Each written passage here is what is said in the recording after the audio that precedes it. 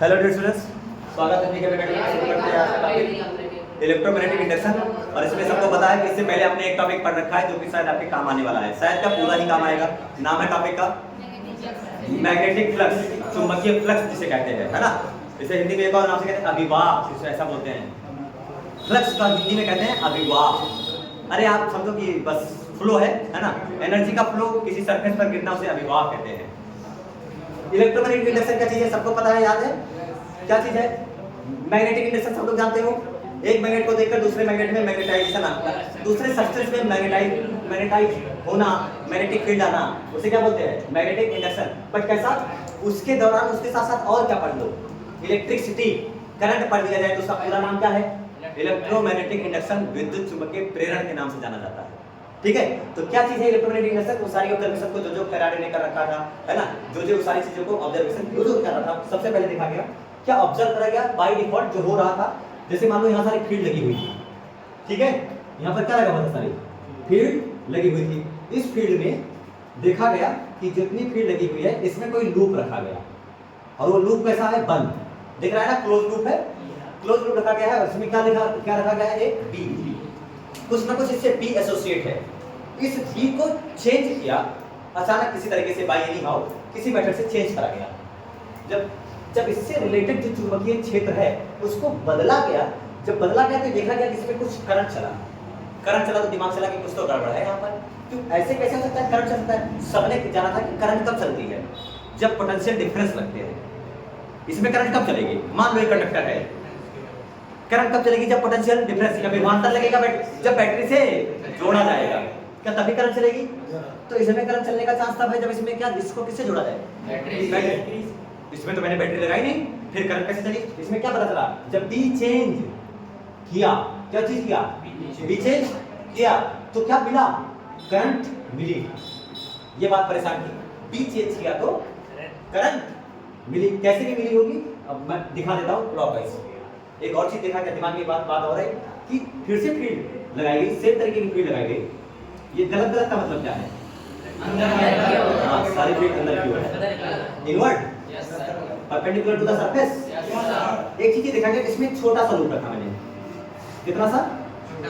मतलब कितना फ्लक्स जा रहा है इसके अंदर से? क्या एक एरिया कम है ज्यादा कुछ तो है, अभी का था, दूसरा रखूंगा तो जानोगे कम है ना, दूसरा क्या बताया? इससे छोटा रखूं तो कम है, पहले बता दिया।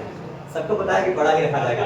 सो इसका एरिया A1, इसका एरिया A1 बेटा, ठीक है, जो कहीं जा नहीं रहा है। और इसका एरिया A2। बताओ एरिया बढ़ाने से करंट बढ़ सकता है कि घट सकता है? ये देखा गया कि जब एरिया कम है तो कुछ अलग करंट, और एरिया ज्यादा तो कुछ अलग। मतलब जैसे एरिया चेंज हुआ तो करंट की वैल्यू चेंज हुई, करंट की वैल्यू चेंज हुई। जब एरिया बदल रहे तो करंट की वैल्यू बढ़ रही थी, और ये देखा गया कि एरिया चेंज हुआ, एरिया चेंज हुआ तो क्या मिली? फिर से करंट मिली। दो बातें याद हुई। पहला, करंट कब मिल सकती है, ये फिनोमेना कब हो सकता है? ये फिनोमेना कब हो सकता है? जब क्या चेंज करा जाए? कोई लूप रख लो, उस लूप से जितनी बी एसोसिएट है उस बी को चेंज करो, पहला तरीका। दूसरा तरीका क्या चीज है? क्या उसमें जो लूप रखा गया उसका क्या चीज चेंज करा जाए? एरिया। क्या एरिया चेंज करने पर क्या दूसरा तरीका है? तो दो तरीके से हमें करंट मिली। फिर एक बात और दिमाग में बात करें कि दो तरीके से, एक तो हमने क्या किया? बी चेंज किया, बी कम ज्यादा किया, दूसरा क्या कम ज्यादा किया? एरिया। एक और काम कर सकते थे, सोचो एक और काम जो कर सकते थे, अगर मान लो ये फील्ड रखी गई जो यहाँ कर रहा हूं मैं, इसको ऑब्जर्व करिए, ये फील्ड लगी हुई है, इस फील्ड में लूप फिर से रखा गया, ठीक है, लूप फिर से रखा गया, और उसको ऐसे हिंज कर दिया गया, पाइवेट कर दिया गया, ऐसे फिक्स कर दिया गया, और लूप को घुमाया गया कुछ ऐसे। लूप को कैसे घुमाएगा? ऐसे। जैसे मान लो कि छत है, सीलिंग के प्लेन में फैन है, जैसे फैन घूम रहा है, कैसे घूम रहा है? मान लो इसी प्लेन में ऐसे घूम रहा है, तो ये पाएगा कि इसमें करंट चल रही है कि नहीं चल रही है? नहीं, करंट इसमें कितनी है? 0। तो ऐसे घूमने पर कोई भी करंट नहीं मिली। फिर दूसरा तरीका सोचा गया, इसको घुमाने का एक और तरीका हो सकता है। सोचो क्या दिमाग में बात आ रही है, कैसा घुमा सकते हैं? क्या प्लेन में घुमाएं या प्लेन के बाहर घुमाएं? प्लेन में या प्लेन के बाहर? प्लेन के बाहर अगर घुमाएंगे तो क्या उसका दूसरा तरीका हो जाएगा? ये रखा मैंने इसमें लूप, और लूप को इस एक्सिस पर घुमाया कुछ इस वेलोसिटी से, ओमेगा वेलोसिटी से। कुछ इस हिसाब से घुमाया गया, है ना, इस हिसाब से घुमाया गया विथ ओमेगा, इससे ओमेगा से घुमाया गया।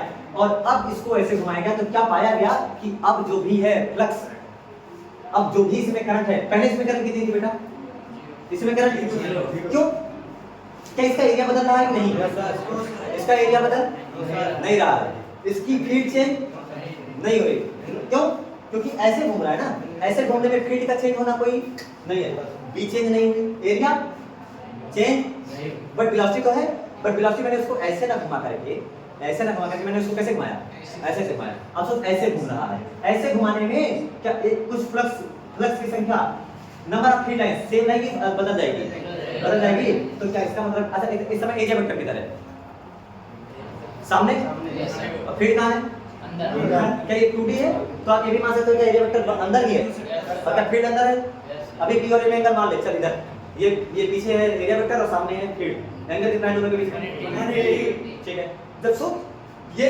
घूमेगा, इसको घुमाया ऐसे, तो क्या ये ऐसे घूमा, एंगल सेम है पी और में कि बदल रहा है, तो इसका मतलब एक और चीज पे डिपेंड करता है, जो करंट आई, अब बताओ करंट आई कि नहीं आया, करंट नॉन जीरो, करंट मिली, और करंट कब मिली, जब उसको हमने घुमाया, कैसे घुमाया, प्लेन में घुमाया, प्लेन के परपेंडिकुलर, तल के लंबवत जब उसे घुमाया तो उसमें करंट मिली, तो एक बात समझ आई क्या, it also depends on theta, current कब मिलेगी, जब थीटा सेम हो या बदले, तो यहाँ मुझे समझ में, जब थीटा बदलेगा, थीटा किसके किसके बीच में, किसके किसके बीच में,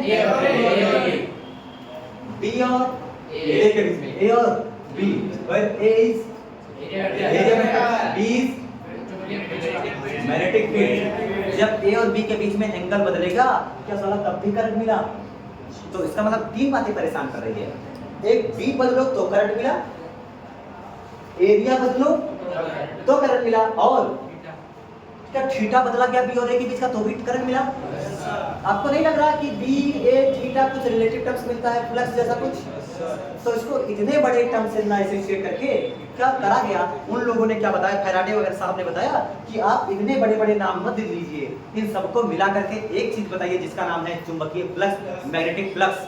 जब किसी लूप से एसोसिएटेड फ्लक्स में चेंज करोगे, क्या चेंज बी को चेंज करके कर सकते हो, ए को चेंज करके कर सकते हो, क्या थीटा को चेंज करके, तो जब flux associated with any loop, जब किसी लूप से जो भी फ्लक्स बंधा हुआ है उसमें अगर चेंज करोगे तो क्या उसमें करंट आएगी कि नहीं आएगी, करंट आएगी नहीं आएगी, इस फिनोमेना को कहा जाता है इलेक्ट्रोमैग्नेटिक इंडक्शन। बिना बैटरी लगाए क्या बना लेना, करंट, बिना बैटरी चलाए, बिना बैटरी लगाए करंट चला देना ही इलेक्ट्रोमैग्नेटिक इंडक्शन है। और बताओ बैटरी नहीं चलाए तो क्या किया, जब फ्लक्स में चेंज लाए, फ्लक्स में चेंज लाने का क्या तरीका, बी को बदलो, ए को बदलो, सबसे अच्छा फ्लक्स को बदलो, सबसे अच्छा। अब डेफिनेशन कैसे बनेगी, अब बताओ आप लोग तीनों बातों को मिलाकर के एक बात बताओगे, जब किसी कॉइल से एसोसिएटेड फ्लक्स में चेंज लाया जाएगा तो उस कुंडली में एक इंड्यूस्ड ईएमएफ, इंड्यूस हुआ, लगाया नहीं गया, प्रेरित हुआ अपने आप, इंड्यूस करंट मिली। करंट कब मिलती है, जब बैटरी मिलती है, करंट कब मिलती है, तो इसमें करंट चली, इसमें करंट कब चलेगी, जब बैटरी बनी होगी, है कि नहीं है, तो क्या वो बैटरी हमने लगाई या अंदर ही बनी, अंदर, क्योंकि आई मिली, तो मेरे बात समझ में आई तब मिलती है जब क्या बैटरी लगाते हो, तो बैटरी तो लगाया नहीं था, तो इसका मतलब है क्या अपने आप ऑटोमेटिक वाली सेल्फ बैटरी बनी नहीं बनी, उस सेल्फ बैटरी का नाम है इंड्यूस्ड बैटरी। क्या नाम है, इंड्यूस्ड बैटरी से कहते हैं इंड्यूस्ड ईएमएफ, प्रेरित विद्युत वाहक बल, पढ़ा था ये ना, तो इसका नाम क्या पड़ा, प्रेरित विद्युत वाहक बल। और इसके वजह से जो करंट मिली उसे केवल करंट नहीं कहा गया, उसे कहा गया इंड्यूस्ड करंट, जिसे आप कहते हो कौन सी धारा, प्रेरित धारा। डेफिनेशन क्लियर है सबको, कॉन्सेप्ट समझ में आया, कॉन्सेप्ट क्या है, electromagnetic induction, what is electromagnetic induction, क्या है विद्युत चुम्बकीय प्रेरण, जब किसी लूप से बद्ध चुंबकीय फ्लक्स में परिवर्तन किया जाता है तो उस कुंडली में प्रेरित विद्युत वाहक बल उत्पन्न होता है, बैटरी लगाने की जरूरत, जिसकी वजह से क्या अपने आप करंट चलती है। क्या इसी फिनोमेना पर काम कर रहा है अपना जनरेटर, उसमें क्या फ्लक्स कैसे चेंज किया जा रहा है? सोच बताओ, क्या मैं उसमें क्या मैग्नेट आगे पीछे होता है? मैग्नेट आगे पीछे होता है। क्या उसमें कॉइल कम ज्यादा होती है? क्या कॉइल घुमाई जा रही है? एंगल बदल रहा, एंगल बदल रहा है लगातार, कॉइल बदल रही है, मतलब कॉइल घूम रही है लगातार। और क्या कॉइल घूमने की वजह से क्या ये वाला कॉन्सेप्ट यूज किया जा रहा है? हम ना तो मैग्नेट को चलाना पड़ा, ना ही कॉइल को कम ज्यादा करना पड़ा। तो काम क्या करना पड़ा? केवल जनरेटर वगैरह में केवल मोटर को घुमाया गया। घुमाने के लिए क्या मैकेनिकल वर्क हुआ? कैसा वर्क हुआ? तो यहाँ पर एक बात समझ में आई, क्या mechanical work convert into electrical work? समझ नहीं पाई क्या? जो इसको घुमाने में, इसको कौन अपने आप घूमेगा? घुमाने के लिए कोई बाहर करता, एक्सटर्नल वर्क एजेंट आएगा नहीं आएगा? तो बाहर से घुमाया, क्या बाहर से डीजल इंजन घुमाता है? डीजल इंजन क्या डीजल खर्चा हुआ? तो डीजल खर्चा हुआ, एनर्जी सब खत्म हो गई? नहीं, एनर्जी खत्म नहीं हुई। क्या डीजल इंजन खर्चा हुआ तो क्या वो इलेक्ट्रिकल एनर्जी मिली? क्या इलेक्ट्रिकल एनर्जी मिली तो क्या वो फिर इलेक्ट्रिकल एनर्जी फिर खर्चा हुई मैकेनिकल एनर्जी में? बताओ ये वाला कौन सी एनर्जी है? ये कैसे घूमेगा? Mechanical energy. अरे यार बी को कम ज्यादा करोगे, सोच मैग्नेट यहाँ रखा है दूर, तो फील्ड कम, मैं मैग्नेट पास ला रहा हूँ, क्या फील्ड बदल रही है? करंट मिली। एरिया मैं कॉइल इतना छोटा लेकर का, मैंने कॉइल खींच खींच के बड़ा कर रहा हूँ, तो मैं तो काम कर रहा हूँ ना। तो mechanical energy converts into electrical energy, ये वो फिनोमेना है। समझ में आया? इलेक्ट्रोमैग्नेटिक इंडक्शन में क्या होता है? Mechanical energy converts into electrical energy. But ये कैसे होता है? क्या फ्लक्स बदला जाता है? फ्लक्स बदलने का तीन तरीका, सबसे अच्छा थीटा बदलना, सबसे अच्छा थीटा बदलना। बाकी हम सब काम करके देखेंगे, बट अभी क्या लिख सकते हैं? जो डेफिनेशन होगी लिखो, इलेक्ट्रोमैग्नेटिक इंडक्शन की डेफिनेशन। इलस्ट्रेशन तीनों आपके दिमाग में छपा होना चाहिए। क्या कहानी याद हो गई?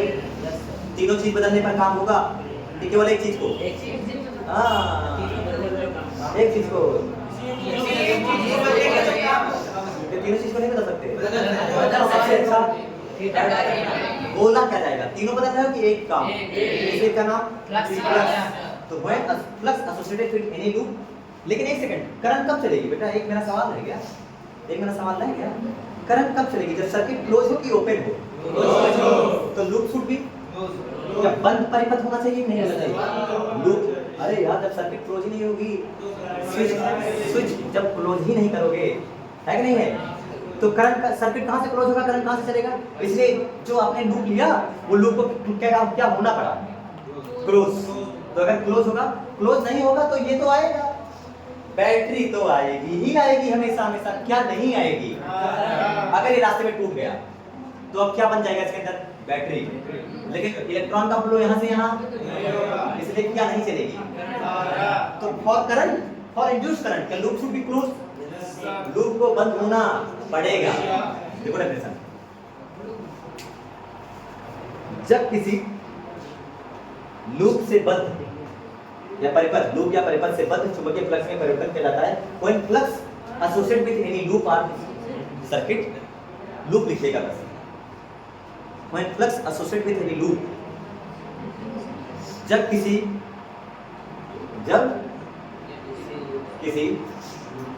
लूप या कुंडली, है ना, से बद्ध चुंबकीय फ्लक्स में परिवर्तन किया जाता है, when flux associated with any loop और coil,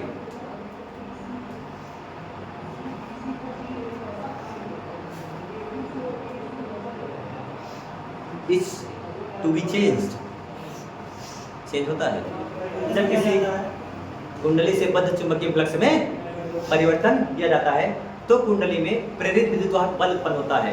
then an induced EMF generated, then an induced EMF generated in the loop, जब किसी कुंडली से बद्ध चुंबकीय फ्लक्स में परिवर्तन होता है तो कुंडली में प्रेरित विद्युत वाहक बल उत्पन्न होता है, जिससे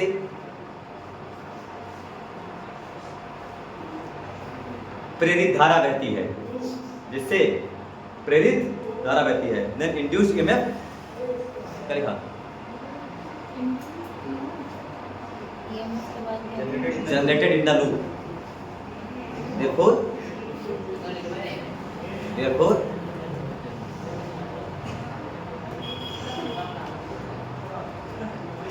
current flows in closed loop.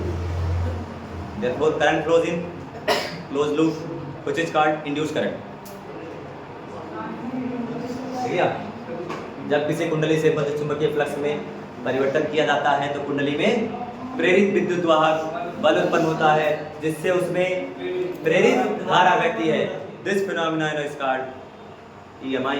इस घटना को चुंबकीय प्रेरण कहते हैं। Close loop, this current is called induced current. Definition एकदम सॉलिड लिखिएगा, बढ़िया से लिखिएगा। मेरी वर्ड की डेफिनेशन में, वर्ड फॉर्मेशन में इधर उधर नजर आए तो आप खुद से बना लीजिए। मैं ये कहता हूँ क्योंकि आपको कॉन्सेप्ट पता है कि कैसे बनाई जा सकती है। पता है सबको? पता है ना? चलिए, laws of electromagnetic induction. This phenomenon is called electromagnetic induction. यहाँ क्या काम हो रहा है वो हमें पता होना चाहिए इनडायरेक्टली। मैकेनिकल वर्क हमेशा कन्वर्ट होगा इलेक्ट्रिकल वर्क में, यानी mechanical energy convert into electrical energy. मिटा दो इसको। क्यों मिटाना जाए? क्यों मिटाना जाए? अच्छा, एक शॉर्टकट में क्या बातें लिखी जा सकती हैं अगर हम लिखना चाहें? सोच, अगर क्या बदला, मैंने बी बदला जानबूझ के। क्या बदला? बी। इसमें क्या बदला? एरिया। सोच, एरिया बदला या उस एरिया से नंबर ऑफ फील्ड लाइंस बदली? क्या अभी कम फील्ड लाइंस आ रही थी और अब तो फील्ड बदली, और फिर क्या बदली? फील्ड। यहाँ क्या बदली? सोच, अगर लूप ऐसे है तो क्या मैक्सिमम टॉर्क, सॉरी मैक्सिमम वो फील्ड लाइंस, और सोच जब ये ऐसे हो जाएंगी बी इधर ये उधर, क्या फ्लक्स हो गया जीरो? तो फिर क्या बदली? फील्ड। फिर क्या बदली? तो यहाँ से एक बात समझ में आ रही है, यहाँ क्या फील्ड बदल रही थी? क्या यहाँ फील्ड बदल रही थी? ऐसे घुमा रहे थे फील्ड। तो यहाँ मेरी बात जो मुझे याद हो जानी चाहिए, यही जो आगे भी भविष्य में काम आएगी। अगर डेल्टा बी लाए, डेल्टा बी क्या चेंज इन फील्ड? अगर फील्ड चेंज हुई तो क्या बैटरी ईएमएफ आया कि नहीं आया? इंड्यूस्ड ईएमएफ आया कि नहीं आया? ईएमएफ आया। अच्छा, ईएमएफ आया तो क्या करंट आई? ये बात समझ पाए? ईएमएफ आया तो क्या आया? अब मुझे बताओ विद्युत वाहक बल आता कब है?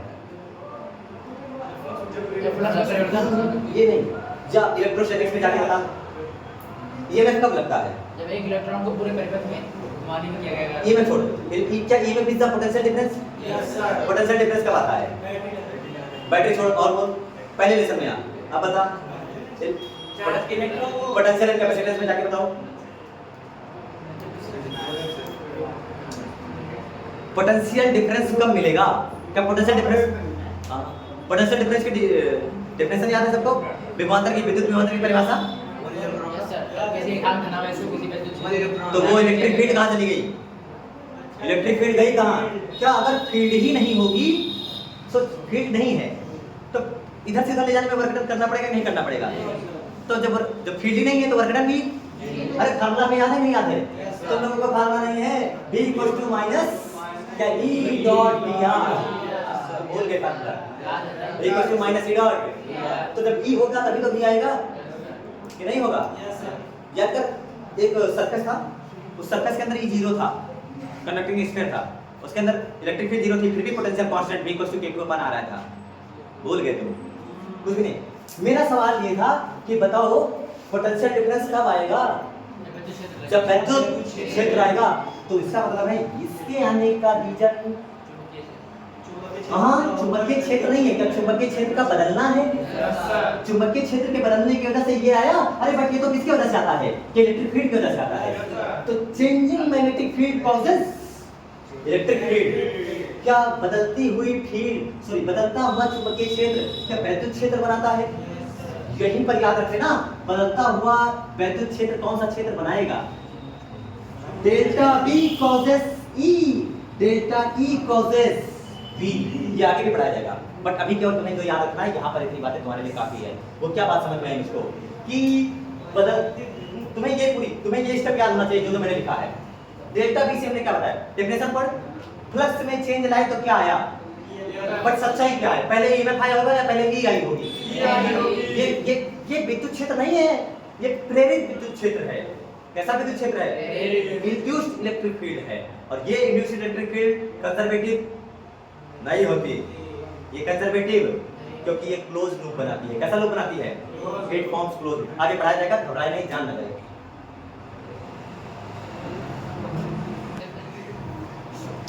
इलेक्ट्रोमैग्नेटिक इंडक्शन के दौरान हमें मिला क्या था?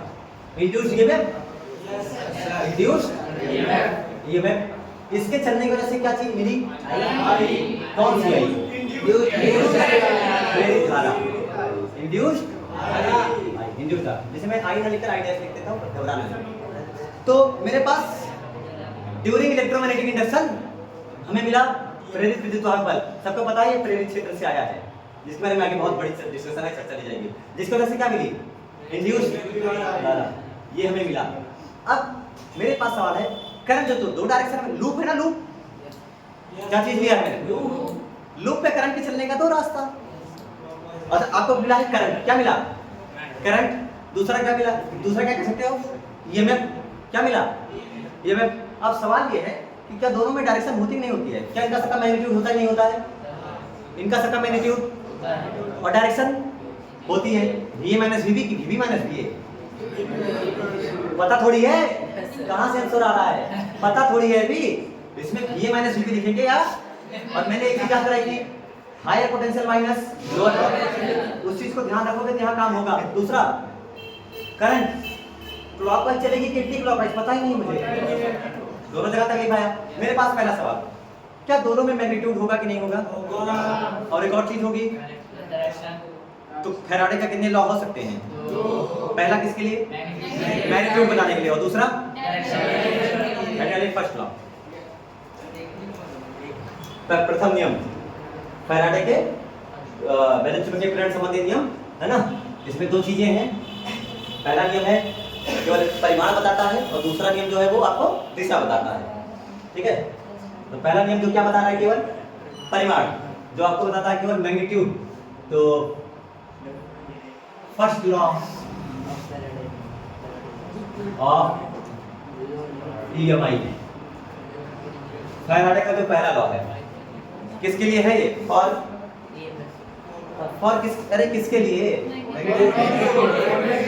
डायरेक्शन या फिर मैग्नीट्यूड, परिमाण बताने के लिए। पहला हम किसके लिए सीख लेते हैं? परिमाण बताने के लिए, फॉर परिमाण बताने के लिए, फॉर मैग्नीट्यूड, फॉर मैग्नीट्यूड। परिमाण बताना है तो क्या चीज? परिमाण बताना है। परिमाण कैसे बताया गया उस चीज को समझो। और डेरिवेशन, इसका कुछ डेरिवेशन भी है, बट आपको उससे लेना देना नहीं है। आप सीधे नियम सुनिए, और नियम के बाद जैसे याद करो, ओम्स लॉ लिखा था, याद है? उसको प्रूफ भी किया गया था। और 10th में कैसे पढ़ा था? E proportional I B equals to IR, ऐसा ही पढ़ना है यहाँ पर। सो तो फ्लक्स में अगर चेंज आया बहुत कम, फ्लक्स में चेंज कितना आया? Delta phi. आप क्या चाहते हो? फाई बी चाहते हो तो EMF आएगा ये delta phi B, delta phi B. मेरा एक सवाल है, क्या सोच जो भी EMF आएगा E, क्या वो directly proportional to delta phi B होगा कि नहीं होगा? जितना ज्यादा चेंज आएगा, चेंज इन एनर्जी, जितनी ज्यादा एनर्जी में चेंज आएगा, क्या उतने ही करंट आएगी नहीं आएगी? सोच के बताओ, ये सही है गलत है? डायरेक्टली प्रोपोर्शनल है कि इनडायरेक्टली? पहली बात। अब एक और सवाल, जो जनरेटर होता है, जनरेटर, उसमें कॉइल जब शुरू में घूमना शुरू करती है, उसकी स्पीड ज्यादा होती है कि कम? उस हिसाब से जब आप देखते हैं बल्ब वगैरह का जलना, तो क्या धीरे धीरे ग्लो करता है? तो क्या चीज दिक्कत है? क्या उतने ही टाइम में ज्यादा फेरे लगा रहा है? पहले शुरू में उतने टाइम में ज्यादा फेरे या कम फेरे?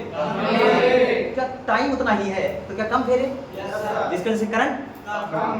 लेकिन सोच, उतने ही टाइम में ज्यादा फेरे भी लगाया, उतने टाइम में, तो क्या करंट ज्यादा?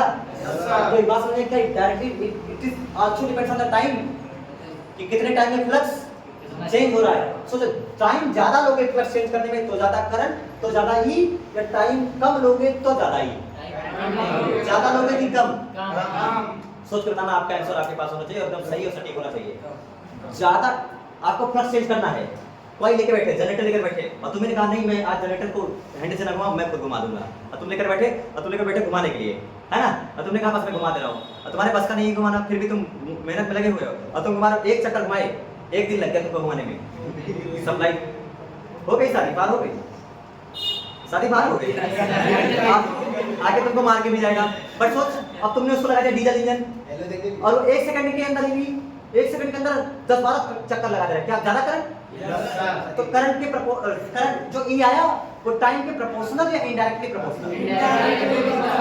तो ई प्रोपोर्शनल 1/डेल्टा टी, 1/, फार्मूला बनाया गया E proportional delta phi B upon, इसको लिखा गया ई इक्वल्स टू लिखा गया delta phi B upon delta T, but लिखा गया माइनस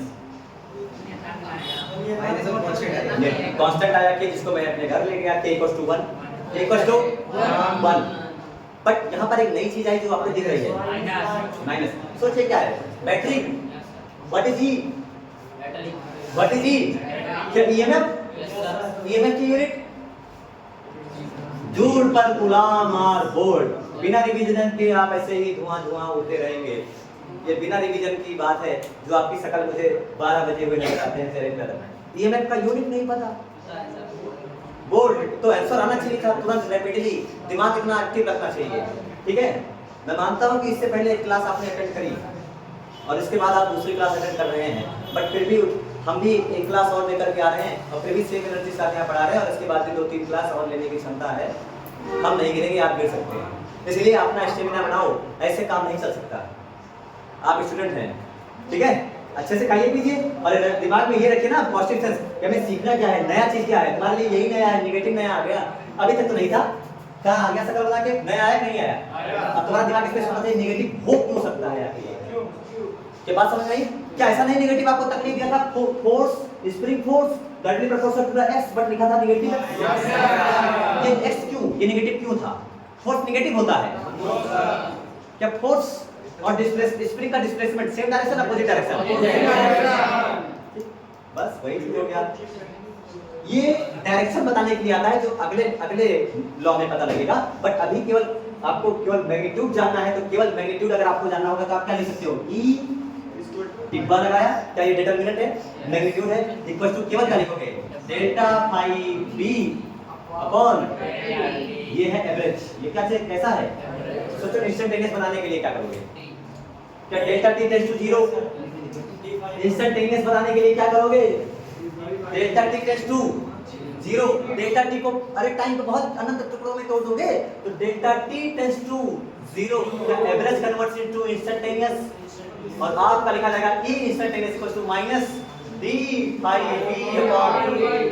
आप बताओ इंड्यूस्ड ईएमएफ का डेफिनेशन कैसे बताया जाएगा? पहला लॉ, जब किसी कुंडली से बद्ध चुंबकीय फ्लक्स में परिवर्तन किया जाता है तो उसमें प्रेरित विद्युत बल उत्पन्न होता है, जो किस पे डिपेंड करता है, क्या rate of change of flux, कि फ्लक्स चेंज ऑफ फ्लक्स पे डिपेंड करता है, rate of change of flux, rate of change of flux, ऐसे तुमने पढ़ा था, rate of change of momentum delta P upon delta T, जिसको लिखा था फोर्स, यहाँ मोमेंटम में चेंज रखा था, तो rate of change of momentum is equals to force, ये कौन सा electromagnetic force, rate of change of flux is equals to the induced EMF. पहला वाक्य समझ में आया? पहला वाक्य क्या देता है आपको, मैग्नीट्यूड या डायरेक्शन, मैग्नीट्यूड कितना आता है निकल करके d phi B upon d t, minus इसलिए आता है, जानना चाहे वो बाद में सीखोगे, बट क्या हमें फार्मूला पता चल गया, यूनिट क्या है, एक सेकंड, क्या ईएमएफ की एक और यूनिट आने वाली है, एक और यूनिट आ सकती है, ध्यान से देखो, क्या इसका वोल्ट, इसका तो वोल्ट होता है ना, इसका यूनिट क्या होता है, वेबर, इसका unit,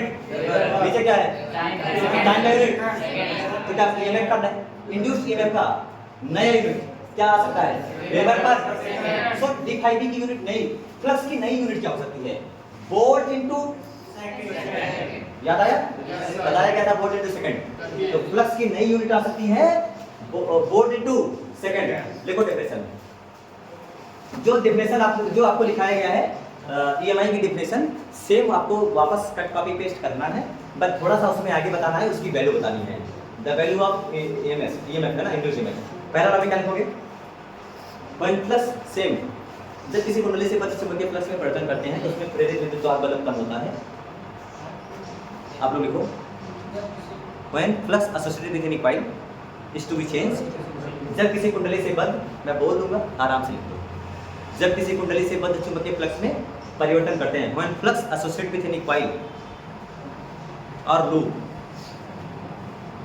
is to be changed, is to be changed, is to be changed, is to be, जब उसमें चेंज किया जाता है देन चेंज लिखा, then the value of induced EMF, then तब उसमें उत्पन्न प्रेरित विद्युत वाहक बल का मान, then the value of induced EMF, तब उसमें उत्पन्न प्रेरित विद्युत वाहक बल का मान इसके ऊपर डिपेंड करता है। फ्लक्स परिवर्तन की दर के अनुक्रमानुपाती होता है, then the value of induced EMF is directly proportional to the rate of change of flux.